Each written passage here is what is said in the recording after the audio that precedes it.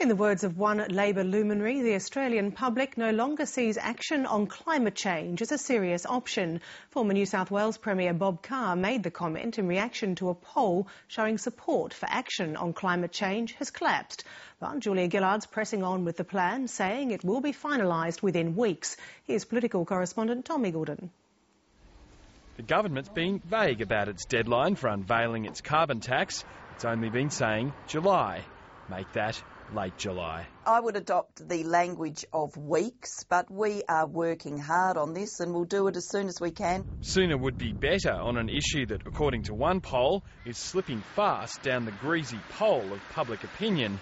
Support for aggressive action to combat climate change has plunged to 41% from an overwhelming majority in 2007. Gradual measures to deal with carbon emissions have steady support, but climate change action, which costs money, is facing rising opposition.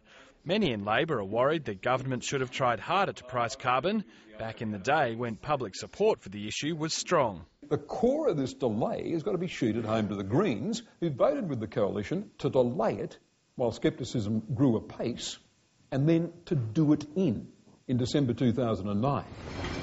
But the Greens say the poll's misleading. People weren't told that there would be compensation, so they were asked, would you pay more, and were not told that households will be assisted. The government is telling them that, though, especially lower-income households.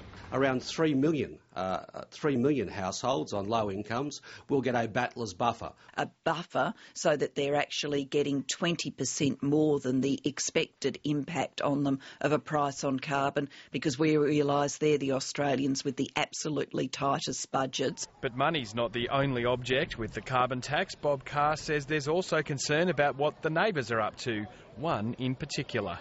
The defeat of support for cap and trade within the US Senate, I think, figures very, very significantly in having Australians now regard bold action on climate change as not a serious policy option. Now, the government keeps peddling this lie that the rest of the world is on the verge of introducing carbon taxes and emissions trading scheme. And if the government's being vague about